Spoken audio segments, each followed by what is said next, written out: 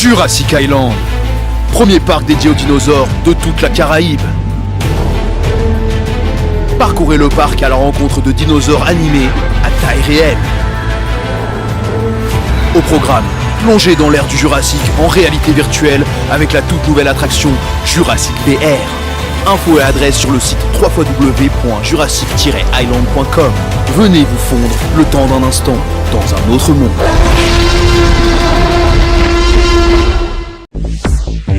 Hexagone, actualité. C'est au ministère des Outre-mer à Paris, lors d'une conférence de presse, que les points importants de la Transat Belle-Île-en-Mer Marie-Galante ont été dévoilés en présence de nombreuses personnalités, dont le parrain de la manifestation, Laurent Voulzy. Le départ sera donné le 7 avril pour une arrivée estimée à Marie-Galante aux environs du 20 avril. 2 ultramarins seront au départ de la course. À noter que la Transat entre Belle-Île-en-Mer et Marie-Galante s'adressera uniquement à des classes 40 et ne sera plus une course en solitaire. José Douglas et Geoffroy Léonidas étaient sur place pour ONews. Pourquoi ? C'était déjà une très belle transat qui est née en fait en 2007, qui se courait en solitaire. Il y a eu 2 éditions en 2007 et 2009. Et puis lorsqu'on a discuté avec la classe 40, qui sont les nouveaux bateaux qui vont faire cette transat, ils ont dit nous on aimerait bien une transat de portant avec un esprit d'aventure, avec de l'exotisme. Et on s'est dit il y avait 2 collectivités qui avaient été jumelées en 2007. Et on a voulu refaire le pont entre ces 2 collectivités. On a proposé donc à la mairie de Palais, au département du Morbihan et à la région Bretagne d'être partenaires. De l'autre côté, on est allé présenter ça à la communauté de communes de Marie-Galante, qui nous dit c'est un beau projet. C'est vrai que le jumelage s'est un peu essoufflé depuis 2009 et on aimerait bien renouveler ce pont entre nos 2 îles. Emmanuel, qu'est-ce que vous attendez de cette course ? D'abord une super joute sportive. C'est parce que c'est une transat, c'est pas une promenade. C'est quand on part au printemps des côtes littorales bretonnes et qu'on va vers les Antilles, on leur a fait un parcours qui est essentiellement de portant, donc qui va vite. Et on a 13 bateaux qui vont prendre le départ, dont une grande majorité qui veut gagner la course. Donc ils vont être 3 par bateau à bord, qui est un format un peu différent d'habitude parce qu'en général c'est du solo ou du double. Là on a voulu qu'il soit 3 et là aussi on a construit ça avec les marins. C'est eux qui nous ont dit c'est un format parfait pour les classes 40. Ça permet à quelqu'un de dormir tout le temps et d'être sur le pont et de tirer sur le bateau le plus possible pour qu'il aille le plus vite possible. Donc on attend d'abord une très belle joute sportive et Mathieu l'a dit, un renforcement du jumelage entre les 2 îles que sont Belle-Île-en-Mer dans le Morbihan et Marie-Galante pour les îles de la Guadeloupe qui en fait ont beaucoup de points communs toutes les 2. Mathieu, combien de jours de course de mer ? Comme le disait Emmanuel, ils sont 3 à bord, donc on va être à 100% des bateaux. C'est ce qui nous intéressait aussi, parce que lorsqu'on court en solitaire, on est entre 80 et 85% du potentiel du bateau. Là, ils vont être à 100% tout le temps. En fonction des conditions météo, on va partir le 7 avril de Belle-Île et on attend les bateaux à partir du 20 avril à Marie-Galante. Oui. Alors vous attendez à une autre fête que celle que nous avons vue au préalable ? Alors c'est un peu différent dans la construction de la course. On a voulu justement plus rencontrer, partager avec la population. Donc on s'attend à une très belle fête à Belle-Île qu'on a concentrée. Il y a 15 ans maintenant, la préparation des bateaux avait été faite sur 10 jours à Belle-Île, ce qui était assez long en fait. Et là on a voulu faire plutôt un feu d'artifice sur 4 jours. À Belle-Île, du 4 avril au 7 avril. Et à Marie-Galante, on travaille avec les associations, on travaille avec la communauté de communes, avec la ville de Saint-Louis, avec le département et la région, pour avoir une très belle fête populaire à Saint-Louis. Emmanuel, donc ça va être un beau festival et un bon coup de projecteur aussi à Belle-Île-en-Mer et Marie-Galante. C'est ce qu'on a voulu, c'est que on a voulu vraiment intégrer le plus possible les Belle-Îlois à Belle-Île et les Marie-Galantais à Marie-Galante de telle manière à ce que ce soit eux qui fassent la fête en fait. Nous on est une sorte, Mathieu et moi, de chef d'orchestre, de telle manière à ce que les Belle-Îlois et les Marie-Galantais s'emparent de l'événement, que ce soit le leur, et qu'ils organisent les fêtes qu'ils ont envie de... Alors on les aide, on les accompagne, on les épaule, mais avec toutes les entités avec lesquelles on travaille, que ce soit à Belle-Île ou à Marie-Galante, on leur laisse assez libre cours, de telle manière à ce que l'événement soit empreint de... Entre guillemets, c'est un mot à la mode, mais de localisme. C'est-à-dire que nous, on n'arrive pas avec nos tentes et nos partenaires en disant ça va être comme ça. C'est une fête avant tout belle-îloise et avant tout marie-galantaise. Un message en 2 mots pour les Marie-Galantais qui vous écoutent sur les réseaux d'Outre-mer News. On les attend tous à Saint-Louis. À partir du 19 avril, on va ouvrir le village le 19 avril à Saint-Louis. Donc un village très simple, populaire, festif, des concerts. On va faire des rencontres avec les écoles. On travaille énormément avec les écoles de Belle-Île et de Marie-Galante. Et on les attend tous à partir du 19 avril pour célébrer ces fameux marins. Olivier, député, vous représentez Marie-Galante. Olivier, comment voyez-vous justement cette nouvelle course Belle-Île-en-Mer Marie-Galante? Eh bien, c'est une félicité parce que c'est une course qui reprend, c'est une course qui relie l'Atlantique par ses deux bouts, d'un côté Belle-Île-en-Mer en Bretagne et puis Marie-Galante, chantée merveilleusement par Laurent Voulzy, présent aujourd'hui, c'est un plaisir. J'ai l'honneur de représenter Marie-Galante, la présidente de la communauté de communes, Marie-Zette Zoll, et puis son conseil communautaire et puis plus généralement tout Marie-Galante m'ont demandé de pouvoir dire quelques mots où nous nous félicitons de cette mise en lumière de cette magnifique île qui est Marie-Galante, l'île aux 100 moulins, l'île avec une respiration authentique incroyable, avec une qualité d'accueil incroyable et puis des produits du terroir vraiment aussi vraiment juste incroyables. Donc nous sommes contents que cette course puisse reprendre et nous comptons sur notre skipper Kenny Pipirol, d'origine marie-galantaise, pour porter haut les couleurs de la Guadeloupe, que dis-je, les couleurs de Marie-Galante dans ce très beau projet. Olivier, c'est une manière aussi de donner un bon coup de projecteur à Marie-Galante, qui mérite. Bien sûr, Marie-Galante mérite cela. Nous avons là bientôt le Festival Terre de Blues avec une très belle programmation notamment, mais bien sûr que avoir les feux des projecteurs, les feux des caméras, les feux économiques aussi, puisque il y aura de l'affluence, il y aura des personnes qui viendront découvrir, qui viendront consommer, qui viendront enrichir notre territoire. Donc je crois que c'est gagnant-gagnant pour Belle-Île-en-Mer. Et je salue le député Parrain, mon collègue à l'Assemblée nationale, qui fait un travail incroyable, extraordinaire, pour mettre en lumière cette course-là. Et donc moi je suis son homologue du côté Marie-Galante et je suis très heureux. Parlons de politique en deux mots. Vous avez beaucoup fait parler de vous ces derniers jours. Pourquoi y revenir? Oui, pour la loi sur la non-discrimination capillaire. Eh bien, c'est historique. Tenez-vous bien, aucun pays au niveau nation dans le monde n'a encore pris de loi pour lutter contre la discrimination capillaire. Or, quand je vous regarde indéniablement, même s'il y a d'autres critères physiques de discrimination, je ne peux pas nier que je vois votre visage et ce que vous avez au-dessus de la tête.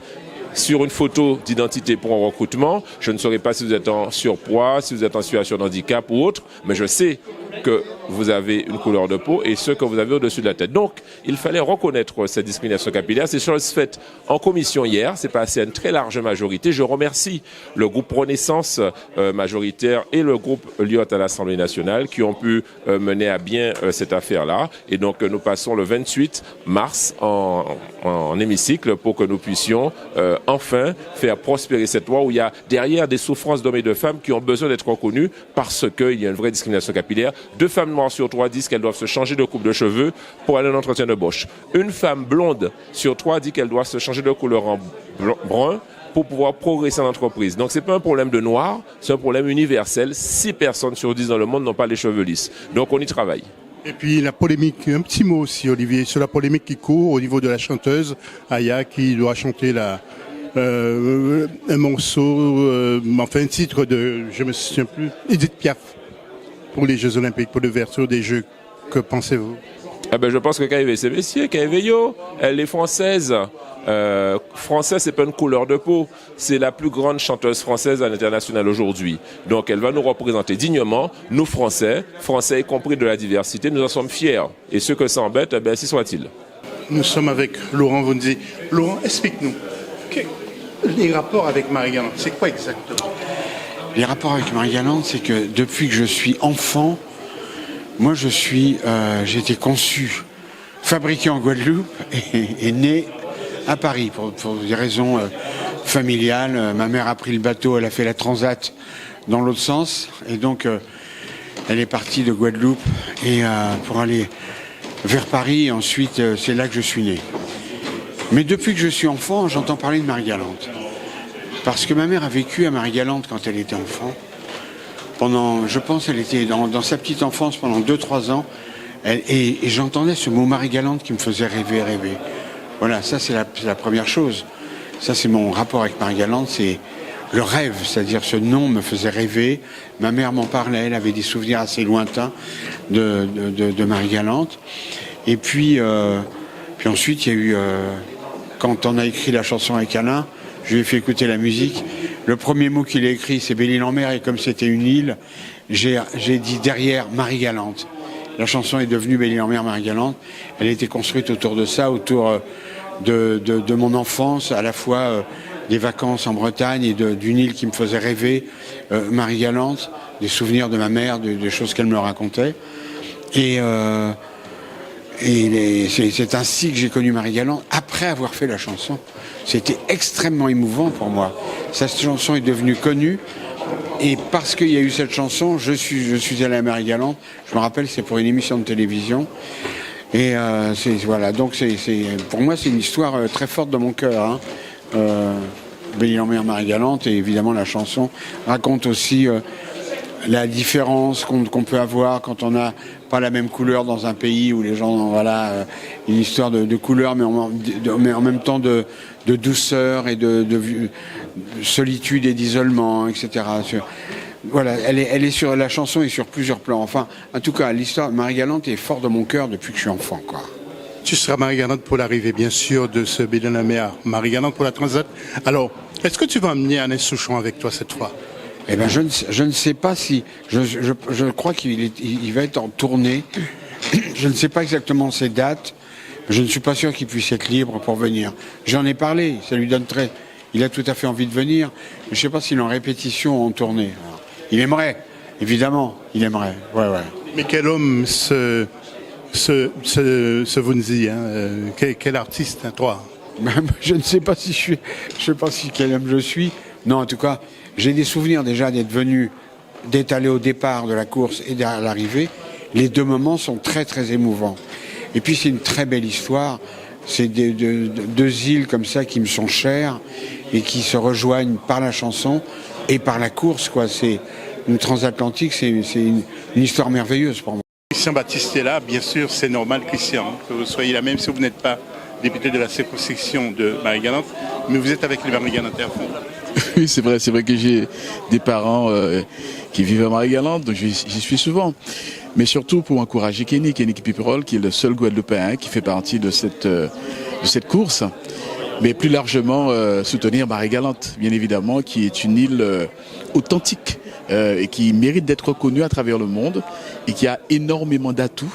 Et par conséquent, cette transat Belle-Île-en-Mer Marie-Galante est une très belle vitrine, non seulement pour Marie-Galante, mais pour toute la Guadeloupe, je dirais. Christian, vous serez à Marie-Galante pour l'arrivée, pour le festival Terre de Blues aussi, peut-être, non? Alors je pense que je serai déjà en Guadeloupe pour l'arrivée de la course, donc je vais m'organiser pour au moins être là pour l'arrivée. Et évidemment, Terre de Blues, c'est tout à fait normal, c'est un rite depuis des années. C'est un moment aussi pour moi de me ressourcer, de me détendre, de rencontrer des amis, mais c'est aussi un moment extrêmement important pour la culture guadeloupéenne. Je crois que je voudrais rendre un vrai hommage au festival de Marie-Galante, parce que c'est ce festival qui a donné toute une dimension économique, sociale, et bien évidemment culturelle à l'île de Marie-Galante, et ça c'est extrêmement important. Et c'est pourquoi nous disons, c'est vrai qu'il y a des deniers publics qui accompagnent les événements culturels, mais il faut que ces événements puissent avoir des conséquences, un impact sur l'activité économique. Et on peut dire que depuis, en dehors même du festival Terre de Blues, régulièrement les gens viennent à Marie-Galante, surtout on l'a vu à la période du Covid. Aujourd'hui, je crois qu'on peut rendre un bel hommage à ce festival Terre de Blues de Marie-Galante. Kenny, comme d'habitude, tout est quasiment prêt pour le départ.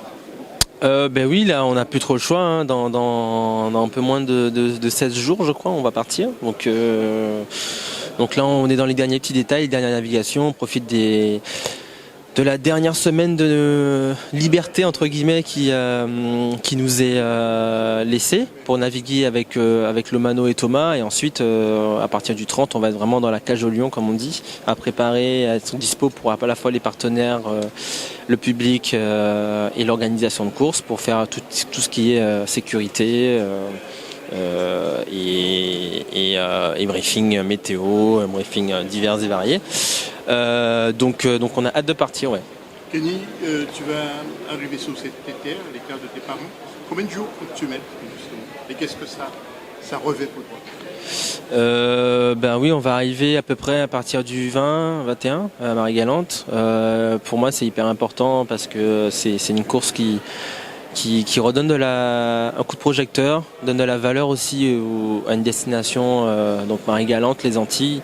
L'idée aussi, c'est de profiter de ces moments-là qui sont hyper importants pour sensibiliser les jeunes et les moins jeunes aussi, parce qu'on on est entouré d'eau, on a un littoral qui est hyper riche, et quand on a énormément de courses comme la Route du Rhum, la Niji, la Mini Transat qui arrive chez nous, ça veut dire qu'il y a vraiment quelque chose d'intéressant que viennent chercher les organisateurs. Donc il faudrait qu'on s'approprie aussi un petit peu plus. Et donc l'idée, c'est de profiter de ce coup de projecteur pour ça. Et voilà, et puis voilà, j'embarque Lomano, donc wallisien aussi, donc les Outre-mer sont en force sur cette Niji 40, qui lui donc évolue en Figaro, et du coup va apporter de la fraîcheur et un autre regard aussi à bord du bateau. C'est vrai qu'avec Thomas on navigue depuis quasiment 2 ans sur le bateau. Donc voilà, ça va être chouette. L'ambiance est bonne à terre, sur le bateau, en mer. Voilà, on est 3 compétiteurs, donc là-dessus, on sait qu'on n'a aucun doute sur le fait qu'on veuille finir aux avant-postes. Oui, dernière question. En dehors de la navigation, qu'est-ce que tu fais? Comment tu occupes ton temps? Mais au dehors de la navigation, c'est sûr que il n'y a pas que la navigation, il y a la partie gestion de projet, recherche de partenaires. Par exemple, sur le projet Captain Alternance, on a plusieurs partenaires, centres de formation, écoles qui arrivent et qui partent. Il y en a qui renouvellent, qui renouvellent pas. Donc du coup, c'est en permanence chercher des soutiens financiers. J'espère que du côté de la Guadeloupe aussi, il y aura un soutien un petit peu plus fort, parce que c'est vrai que voilà, je suis ultramarin, donc ça me semble logique aussi qu'il y ait une petite attention particulière à un local, surtout pour des courses qui arrivent à la maison, en tout cas à côté, si ce n'est en Martinique pour la Jacques Vabre par exemple. Donc je passe beaucoup de temps à faire ça, à préparation du bateau, technique, à me rendre disponible pour les partenaires aussi. Cette semaine, mardi j'étais à Paris avec Thalys pour la remise des diplômes de la promotion 2023. Donc en fait, mon temps il est très pris. J'en ai pas beaucoup et aussi, il faut ajouter de la préparation physique, mentale, voilà. Je suis le coéquipier de Kenny Piprol et en fait, je suis ultramarin comme lui. Je viens de Wallis et Futuna et Kenny m'a proposé de naviguer avec lui sur cette transatlantique qui rejoignait son territoire d'origine. Ouais. Tu vas découvrir Marie-Galante peut-être? Ouais, complètement. Je vais complètement découvrir Marie-Galante. Je suis très heureux de découvrir cette île. A priori, magnifique. Oui, comment appréhendes-tu justement cette course? De la meilleure des façons, je suis avec un équipage, Kenny et Thomas, qui connaissent parfaitement le parcours. Donc je suis entre de bonnes mains. Président de Jean-Luc Deschinaux, vous avez donné votre accord pour cette course, pourquoi? La Fédération française de voile, à travers son calendrier, à la gestion de la course au large, et lorsque les organisateurs sont venus nous voir, on a trouvé que le parcours était intéressant et ça permettait à des classes 40, qui est une classe qui est en plein développement, de pouvoir avoir une transat et notamment avec majoritairement des vents portants, donc bien adapté à la compétition. Donc c'est avec plaisir qu'on accueille cette renaissance de cette course. Président, vous serez à l'arrivée, vous serez à Marie-Galante, vous allez les voir, comment ça se passe?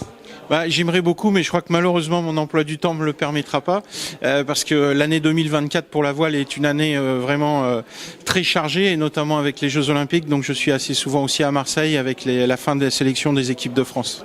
À Marseille, tout est prêt justement pour les JO? Et à Marseille, il y a Tahiti aussi. Alors oui, bien sûr, pour la voile c'est Marseille et pour le surf c'est Tahiti, Teopo, là une magnifique vague.